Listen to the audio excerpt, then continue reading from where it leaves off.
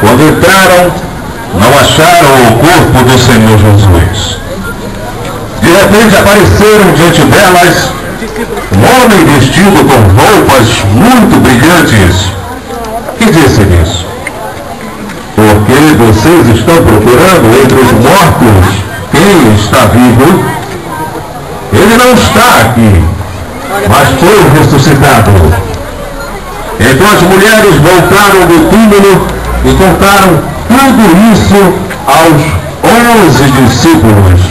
Enquanto estavam contando isso, Jesus apareceu de repente no meio deles e disse: e a paz esteja com vocês. Eles ficaram assustados, pensando que era um fantasma. E Jesus disse: toque em mim e vocês irão crer.